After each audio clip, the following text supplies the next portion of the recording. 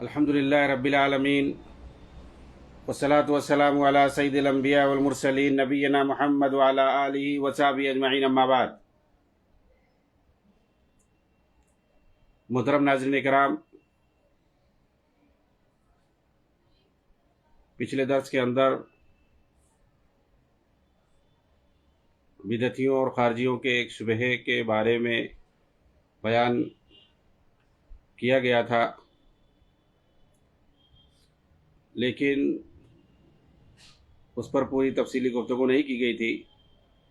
وہ یہ کہ نبی پاک صلی اللہ علیہ وسلم کی ایک حدیث ہے، افضل الجہاد کلمۃ حق عند سلطان جائر، کہ سب سے افضل جہاد ظالم حکمران کے پاس حق بات کہنا ہے۔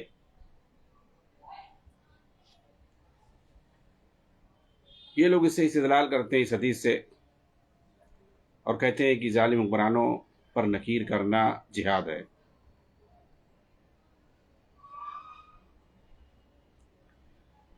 عام طور سے بدعتی اس روایت کو بنیاد بنا کر کے حکمرانوں پر طعن و تشریح کرتے ہیں، ان کے خلاف خروج اور بغاوت کے لیے راہ ہموار کرتے ہیں، ان کی عیب جوئی کر کے، ان کے خلاف پروپیگنڈا کر کے، وغیرہ وغیرہ۔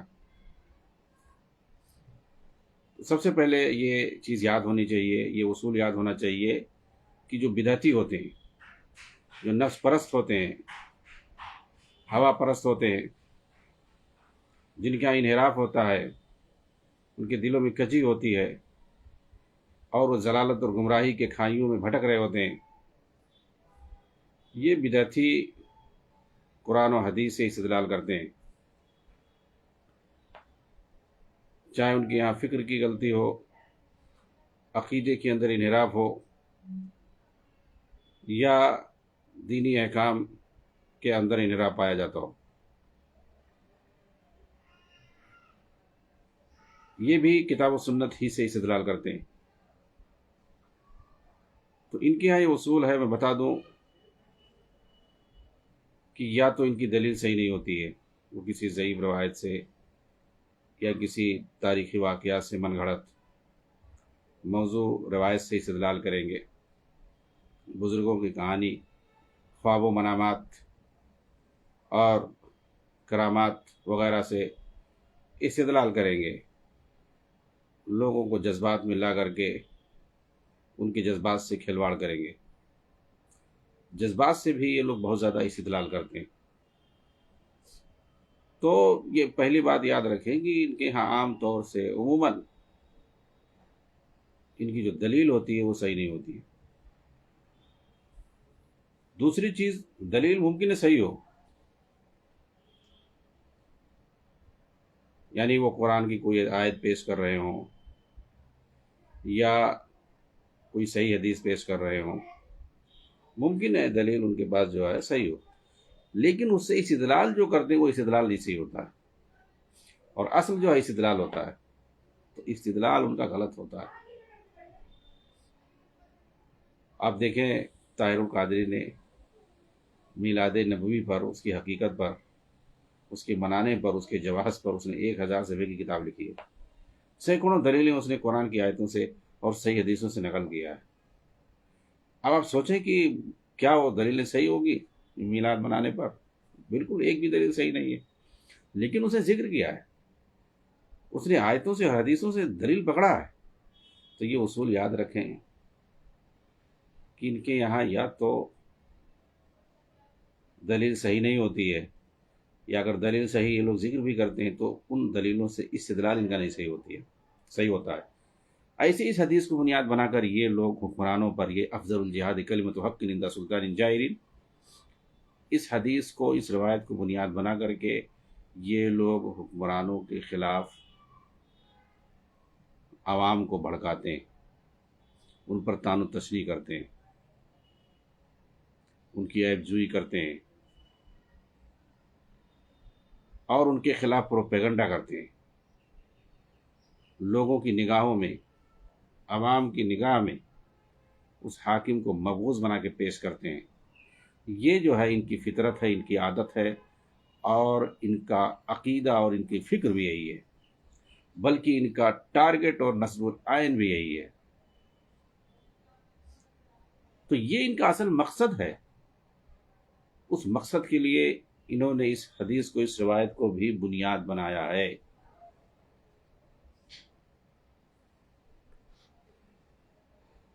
تو کیا یہ روایت جو ہے ان کے لیے دلیل ہے؟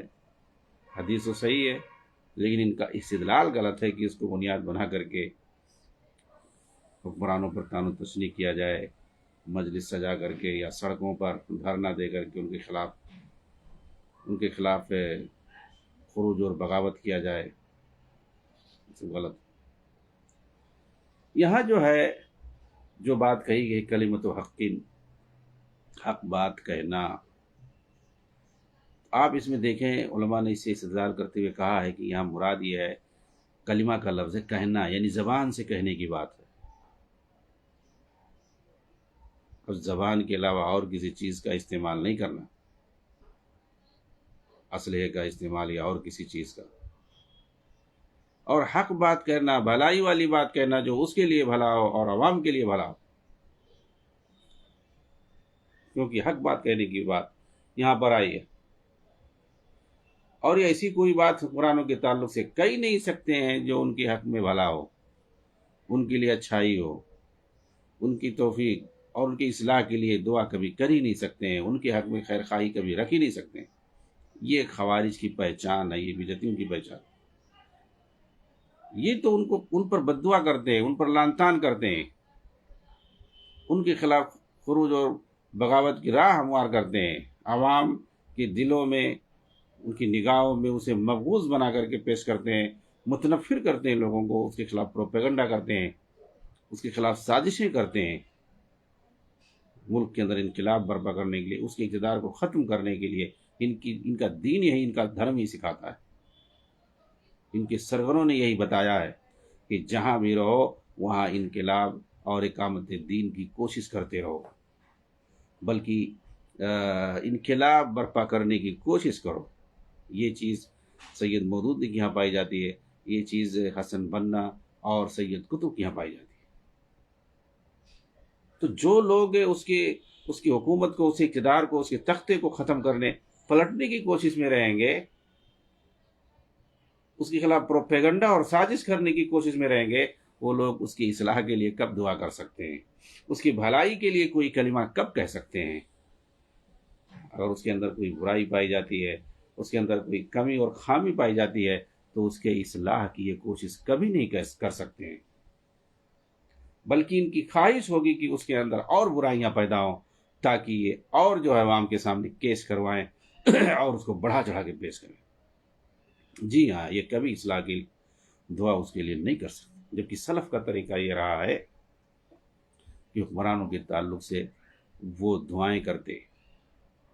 یہ عام رواج رہا ہے مسجدوں میں، ائمہ ان کے حق میں، حکمرانوں کے حق میں، خواہ وہ کیسے بھی ہوں، ان کی اصلاح کے لیے دعا کرنا۔ تو اصلاح کے لیے دعا کرنا یہ جو ہے ائمہ اہل سنت کا اور یہ سلف کا طریقہ رہا ہے۔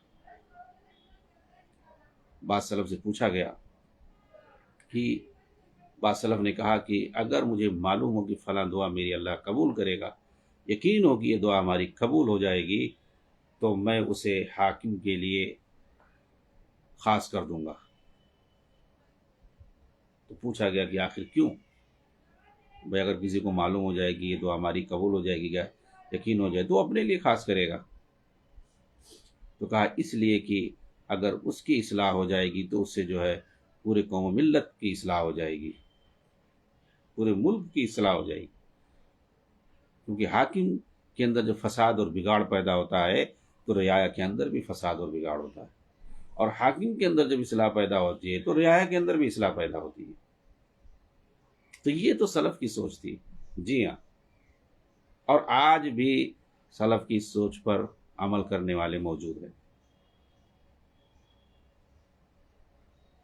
تو اس کے اندر یہ ضروری ہے کہ وہ چیز کیا ہو، زبان سے کہی جائے، کیونکہ منکر پر نکیر کرنے کے درجات ہیں۔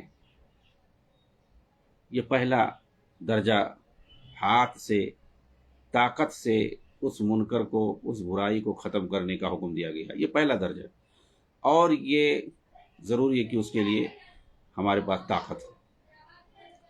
یہ استطاعت کے ساتھ مشروط ہے، استطاعت کے ساتھ مشروط ہے. اللہ کے رسول صلی اللہ علیہ وسلم نے فرمایا ہے من رأى منکم منکرا فلیغیرہ بیدہ فإن لم يستطع فبلسانہ فإن لم يستطع فبقلبہ وذلک اضعف الایمان. یہ پہلا مرحلہ ہے، پہلا درجہ ہے کہ آدمی اس کو طاقت سے ختم کر دے. اگر اس کی استطاعت نہ ہو تو زبان کا استعمال کرے. تو یہاں حاکم کے سامنے اللہ کے نبی صلی اللہ علیہ وسلم نے جو اسلوب و طریقہ استعمال کیا ہے منکر پر نکیر کرنے کا، وہ زبان کا ہے. بات کے ذریعے سے، زبان کے ذریعے سے اسے سمجھایا جائے ناصحانہ اور خیر خواہانہ جذبے کے تحت. اور تیسرا جو درجہ ہے اور وہ آخری درجہ ہے، دل میں اسے آدمی برا سمجھے، اسے نہیں یعنی جو ہے طاقت کا استعمال نہیں کر سکتا، حتیٰ کہ زبان کا بھی استعمال نہیں کر سکتا ہے. ایسی صورت، ایسی سچویشن ہو سکتی ہے، تو پھر وہاں پر خاموشی بہتر ہے. البتہ دل کے اندر اس برائی کو وہ برا سمجھے. فَإِن لَمْ يَسْتَطِعْ فَبِقَلْبِهِ، اور یہ ایمان کا جو ہے آخری اور کمزور ترین درجہ ہے.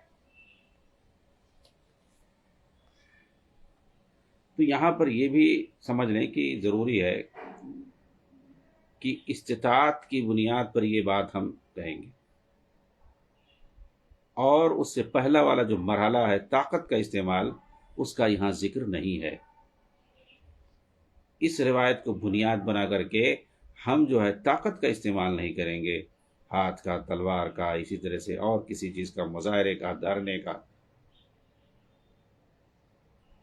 کیونکہ ان چیزوں سے منع کیا گیا ہے. شیخ الاسلام ابن تیمیہ رحمۃ اللہ نے تو یہاں تک کہا ہے کہ اگر امر بالمعروف اور نہی عن المنکر کے فریضے کی ادائیگی سے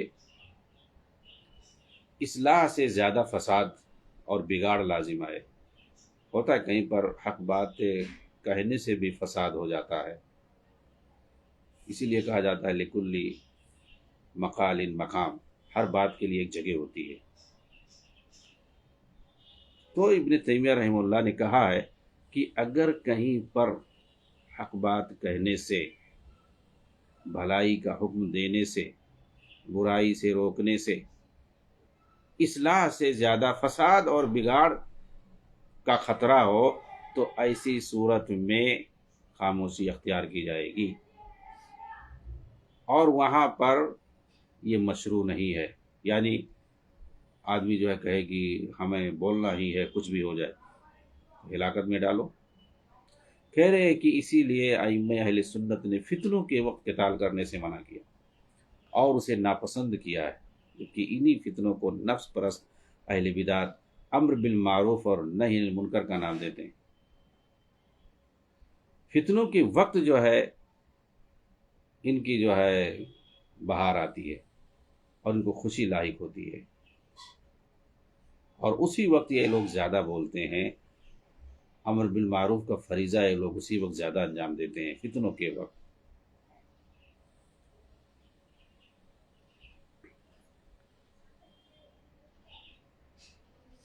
حالانکہ اصلاح کی جو اہمیت ہے وہ اپنی جگہ مسلم ہے.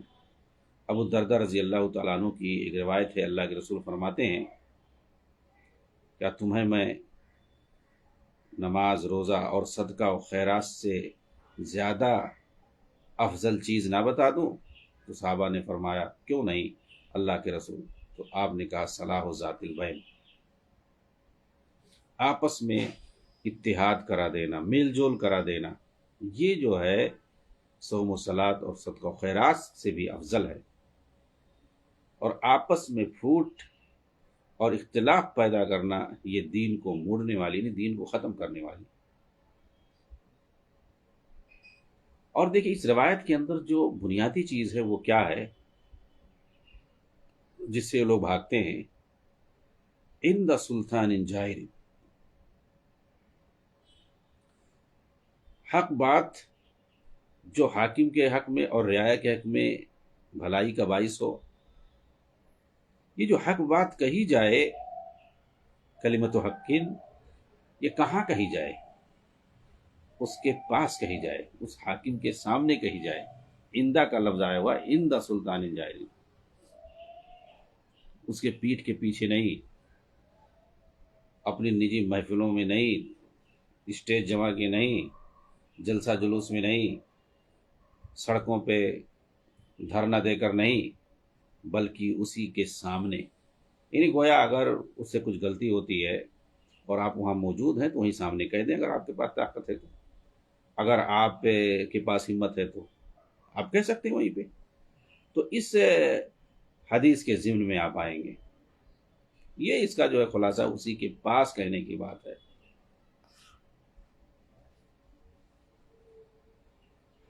اور اسی کے پاس اور دوسری حدیثوں سے ملتا ہے کہ اس کے پاس سے مراد یہ ہے کہ اس کو تنہائی میں لے جا کے کہنا۔ جی ہاں، دوسری روایتوں سے پتہ جو چلتا ہے کہ تنہائی میں اس سے کہنا، بات کرنا، اگر اسے کوئی غلطی ہو جائے اور اسے آپ نصیحت کرنا چاہتے ہیں جو ملک ملت کے لیے بھلا ہو، تو آپ تنہائی میں اس سے ملیں اور اس سے بات کریں۔ یہ اصل مقصد ہے، کیونکہ ایک عام آدمی بھی یہ پسند نہیں کرے گا کہ اگر اس سے کچھ غلطی ہو جائے، اس سے کچھ گناہ سرزد ہو جائے تو اس کو بھری محفل میں کہا جائے، اس میں وہ رسوائی محسوس کرتا ہے، وہ نہیں پسند کرے گا کہ اس کی غلطی کو جو ہے بھری محفل میں اچھالا جائے، خواہ اس کو ناسیانہ جذبے سے کیوں نہ کہی جائے۔ اور اگر نازیانہ جذبہ نہ ہو تو غصہ بھی ہوگا، اور اگر اس کے پاس طاقت ہوگی تو انتقام لینے کی بھی کوشش کرے گا۔ کوئی بھی انسان ہو، وہ یہ نہیں چاہے گا کہ اس کی غلطیوں کو بھری مجلس میں اچھالا جائے، اور اس کو جو اس کی جو فضیحت کی جائے مجلس میں، وہ یہی چاہے گا کہ اس کو تنہائی میں جو ہے سمجھایا جائے۔ اس کو نصیحت کرنا ہے تو تنہائی میں نصیحت کی جائے۔ تو جب ایک عام آدمی نہیں پسند کرے گا تو ایک حاکم کیوں پسند کرے گا؟ عام آدمی کی اگر رسوائی ہو رہی ہے مجلس میں تو وہ چاہے گا کہ ہم انتقام لیں، تو ایک حاکم کیوں نہیں چاہے گا؟ اسی لیے جو ہے حاکم کے لیے یہ چیز ہے۔ حدیثوں سے پتہ چلتا ہے، ابھی حدیثیں ہم پیش کریں گے، کہ یہ جو اندہ سلطان کا لفظ آیا ہوا ہے کہ بادشاہ کے پاس جو ہے، حاکم کے پاس یہ بات کہی جائے، حق بات، تو وہاں پاس سے مراد یہ ہے کہ اس کو تنہائی میں لے جا کر کہی جائے وہ بات۔ اگر وہ مان لیا تو اچھی بات ہے، یہی مطلوب ہے، نہیں مانا تو آدمی جس نے بات کہی ہے اس نے اپنی ذمہ داری پوری کر دی، وہ بری ذمہ ہو گیا، حق ادا کر دیا اپنا۔ چنانچہ ایک لمبی روایت ہے، مسند احمد کی ہے، صحیح روایت ہے، اس کو میں جو ہے اردو میں اس کا ترجمہ پڑھ رہا ہوں۔ شریح ابن عبید کہتے ہیں کہ جب سیدنا ایاز ابن غنم نے داریہ کے اندر اس داریہ شہر کو فتح کیا تو اس کے گورنر کو کوڑے مارے۔ اس پر سیدنا ہشام بن حکیم نے انہیں تلخ جملے کہے، حتیٰ کہ ایاز ان سے ناراض ہو گئے۔ کچھ دن گزرنے کے بعد ہشام ان کے پاس دوبارہ آئے اور ان سے معذرت کر کے کہنے لگے، کیا آپ نے نبی پاک صلی اللہ علیہ وسلم کو یہ فرماتے ہوئے نہیں سنا کہ قیامت کے دن سب سے زیادہ سخت عذاب اس شخص کو ہوگا جو دنیا میں لوگوں کو سب سے سخت عذاب دیتا رہا ہوگا؟ اس پر سیدنا ایاز نے کہا، ہشام، جیسے آپ نے نبی سے سنا ہے اسی طرح ہم نے بھی سنا ہے، اور جیسے آپ نے دیکھا ہے ہم نے بھی دیکھا ہے، لیکن کیا آپ نے نبی پاک صلی اللہ علیہ وسلم کو یہ فرماتے ہوئے نہیں سنا کہ جو شخص کسی معاملے میں بادشاہ کی نصیحت کرنا چاہے تو سب کے سامنے نہ کرے؟ بادشاہ کو اگر نصیحت کرنا چاہتا ہے تو سب کے سامنے نہ کرے، بلکہ اس کا ہاتھ پکڑ کر اسے خلوت میں لے جائے۔ اگر بادشاہ اس کی نصیحت قبول کر لے تو بہت اچھا، ورنہ اس کی ذمہ داری پوری ہو گئی۔ اور اے ہشام، آپ تو بڑے جری آدمی ہیں، اللہ کی طرف سے مقرر ہونے والے بادشاہ کے سامنے بھی جرات کا مظاہرہ کرتے ہیں، کیا آپ کو اسے ڈر نہیں لگتا کہ بادشاہ آپ کو قتل کر دے اور آپ اللہ کے بادشاہ کے مقتول بن جائیں؟ سو معلوم ہونا چاہیے کہ یہاں پر نبی اکرم صلی اللہ علیہ وسلم نے افضل جہاد سے مراد حکمران وقت سے ہتھیار بند ہو کر مقابلہ کرنا نہیں بتایا، اس کے خلاف بغاوت کرنا نہیں مراد ہے، بلکہ یہاں پر مراد یہ ہے کہ اگر حاکم وقت کو برائی کا ارتکاب کرتے دیکھو تو اس کے سامنے نکیر کرو، اسے نصیحت کرو، اور یہ نصیحت حکمت اور موعظت کے ساتھ ہو، اس میں کوئی سختی نہ ہو، اور ایسی نصیحت نہ ہو جس سے اس کی رسوائی ہو، کیونکہ حدیث کے اندر آیا ہے کہ جو حاکم وقت کو ذلیل کرتا ہے تو اللہ تعالیٰ اسے ذلیل و رسوا کرتا ہے۔ ایک روایت ہے، زیاد ابن قصیب العدوی کہتے ہیں کہ میں ابو بکرہ رضی اللہ تعالیٰ عنہ کے ساتھ تھا، ابن عامر کے منبر کے پاس، جو کہ خطبہ دے رہے تھے، وہ گورنر تھے، ابن عامر جو تھے وہ شہر کے گورنر تھے، وہ خطبہ دے رہے تھے اور وہ باریک کپڑا پہنے ہوئے تھے۔ تو ابو بلال کہتے ہیں انظروا الی امیرنا یلبس ثیاب الفساق، یہ دیکھو اپنے جو گورنر ہیں یہ فاسقوں والا لباس پہن کے گھوم رہے ہیں۔ اب یہ کیا ہے؟ یہ تان و تشنیع ہے، یہ حاکم کی عیب جوئی ہے، اس طرح کہنا۔ تو وہاں پر دیکھیے صحابی رسول موجود تھے، ابو بکرہ رضی اللہ تعالیٰ عنہ، انہوں نے کیا کہا؟ ایک آدمی حاکم کے خلاف ایسی بات کہہ رہا ہے کہ فاسقوں والا لباس پہننے، تو انہوں نے کہا اسکت، تم خاموش ہو جاؤ، ایسی بات مت کہو، میں نے اللہ کے رسول سے یہ فرماتے ہوئے سنا ہے، من اہانا سلطان اللہ فی الارض اہانہ اللہ، جو اس زمین میں اللہ کے بادشاہ کو، اللہ کے حاکم کو رسوا کرے گا، قیامت کے دن اللہ تعالیٰ اسے رسوا کرے گا۔ یہ سنن ترمذی کے اندر روایت۔ چنانچہ اگر حاکم وقت تک رسائی ممکن ہو اور وہاں تک آدمی پہنچ جائے اور اسے نصیحت بھی کرے تو ایسی صورت میں اس کا جو فریضہ تھا اس نے اسے ادا کر دیا اور بات ختم ہو گئی۔ لیکن اگر اس تک رسائی کی کوئی صورت نظر نہ آئے تو یہ اصول معلوم ہونا چاہیے کہ اللہ تعالیٰ نے کسی بھی نفس کو اس کی طاقت سے زیادہ مکلف نہیں بنایا، اور یہ بھی معلوم رہے کہ اگر نصیحت کے بعد اس نے اسے قتل کر دیا، حالانکہ اس نے نصیحت کے جو شرعی ضوابط اور اصول تھے اور جو شرائط تھے ان کا اس نے لحاظ رکھا تھا، تو ایسی صورت میں وہ شہید ہوگا، جیسا کہ ایک حدیث کے اندر آیا ہے کہ اللہ کے نبی صلی اللہ علیہ وسلم نے فرمایا حمزہ بن عبد المطلب شہداء کے سردار ہے، اور وہ شخص بھی شہید ہے جو کسی ظالم حاکم کے پاس جا کر اسے بھلائی کا حکم دے اور برائی سے روکے مگر وہ اسے قتل کر دے۔ تو وہاں پر حکمت اور موعظت سے کام لیا جائے اور نرمی سے کام لیا جائے۔ آپ دیکھیں قرآن کے اندر اللہ تعالیٰ نے حضرت موسیٰ علیہ السلام، حضرت ہارون علیہ السلام کو بھیجا تھا فرعون کے پاس جو کہ وقت کا حاکم تھا، اور میں سمجھتا ہوں کہ فرعون سے بڑا ظالم حاکم کون آ سکتا ہے؟ اس کے سامنے بھیجا تھا، اس کے پاس، اس کے دربار میں کہا جاؤ، اس کے پاس جا کر کے نصیحت کرو، فَأْتِيَاهُ فَقُولَا لَهُ قَوْلًا لَّيِّنًا، فرعون کے پاس تم دونوں جاؤ اور اسے نصیحت کرو اور اسے جا کر کے نرم بات کرنا، نرمی سے بات کرنا۔ اور ایک دوسری آیت کے اندر ہے کہ اس کے پاس جا کر کے اس سے نرمی سے بات کرنا، ہو سکتا ہے وہ اللہ سے ڈر جائے اور تقوی اختیار کرے۔ دیکھیے وقت کا جو ظالم بادشاہ ہے فرعون ہے، اس کے پاس ایک نبی کو اللہ تعالیٰ بھیج رہا ہے کہ اس کے پاس جاؤ، اس کے دربار میں جاؤ، اس سے بات کرو اور اس سے نصیحت کرو، ہو سکتا ہے وہ اللہ سے ڈر جائے اور نصیحت حاصل کر لے۔ یہ نہیں کہا کہ جاؤ بنو اسرائیل کو مصر کے اندر اکٹھا کرو، وہ بہت ستائے گئے ہیں، وہ فرعون نے بہت زیادہ ان کو ستایا ہے، جاؤ وہاں پر بنی اسرائیل کو اکٹھا کرو اور مصر کی سڑکوں پر جا کے مظاہرہ کرو اور فرعون کے خلاف ماحول بناؤ، بغاوت کرو اور انقلاب پیدا کر کے اس کی حکومت کو گرا دو اور جا کے قابض ہو جاؤ، کیونکہ اصل دین کا مقصد ہے کیا؟ حکومت اور قائم کرنا، اقامت دین ہے، حکومت قائم کرنا مطلب یہ ان کی نگاہ میں۔ تو کیا اللہ تعالیٰ نے ایسا کہا؟ اور کیا حضرت موسیٰ نے ایسا کیا کہ بنی اسرائیل کو لے کر کے اس کے خلاف کھڑے ہو جائیں اور پھر جو اس کی حکومت ختم کر دیں؟ حضرت موسیٰ علیہ السلام کیا حکومت قائم کرنے آئے تھے؟ آپ تصور کریں اگر حکومت قائم کرنا جیسے لوگ بولتے ہیں تو حضرت موسیٰ علیہ السلام کے پاس ٹائم تھا، وقت تھا، سب کچھ تھا، اور مصر کے اندر وہ حکومت قائم کر سکتے تھے، کیونکہ جب آپ وہاں سے بنو اسرائیل کو لے کے نکل گئے تو کیا ہوا؟ فرعون اپنی پوری فوج کے ساتھ غرق ہو گیا،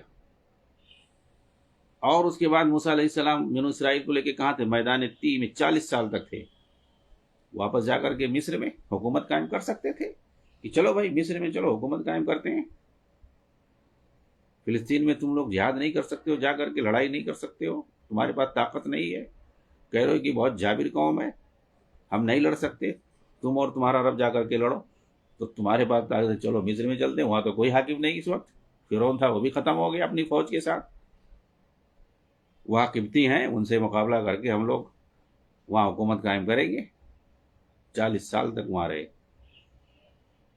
پھر بعد میں دوسرے نبی کے ساتھ مل کر کے انہوں نے لڑائی کی اور پھر اس کے بعد شہر کو فتح کیا اور انہوں نے حکومت بنائی. تو موسیٰ علیہ السلام، ہارون علیہ السلام نے کیوں نہیں وہاں جا کر کے حکومت بنا لی؟ ارے حکومت ہی قائم کرنا تھا، یہ دونوں نبی کیوں نہیں گئے وہاں پہ؟ تو بہرحال بتانا یہ مقصد یہ ہے کہ انبیاء کو بھی یہ حکم ہوا کہ وہ حاکم کے سامنے جا کر کے نرمی سے بات کرے اور انہیں سمجھائیں. تو یہ اصل مقصود ہے.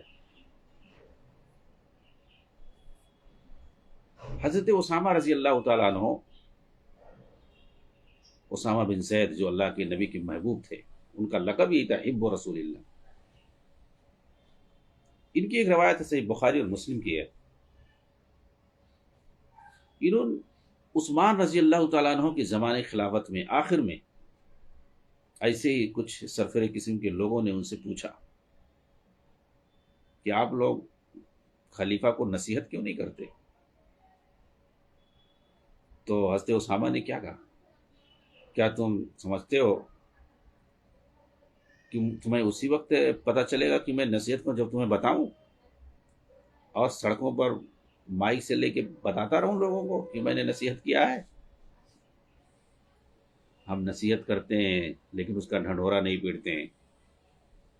یہ ہمارے اور حاکم کے درمیان کی بات ہے، فیما بینی و بینہ،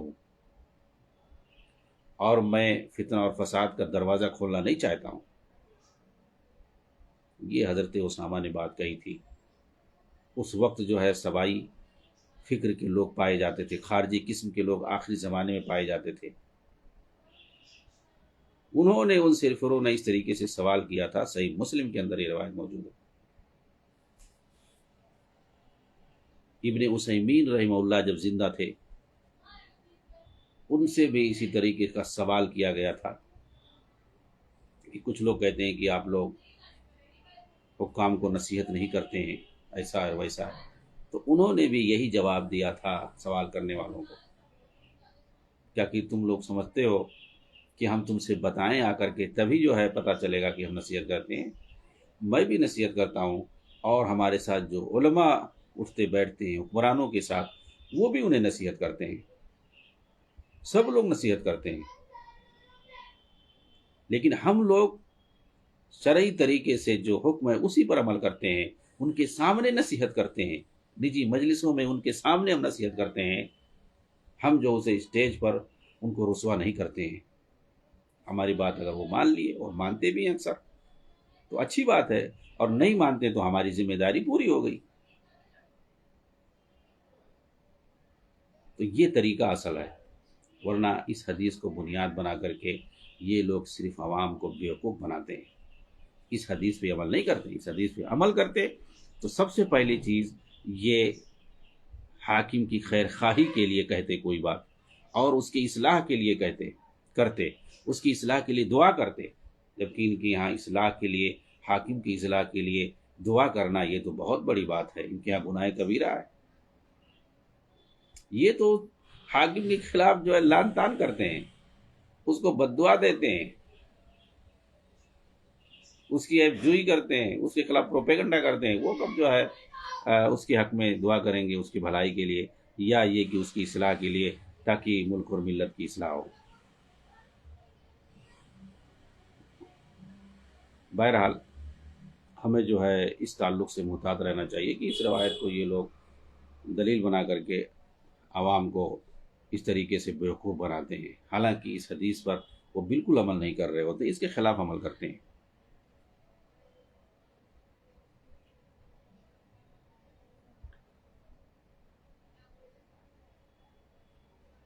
اسی پر میں اکتفا کرتا ہوں.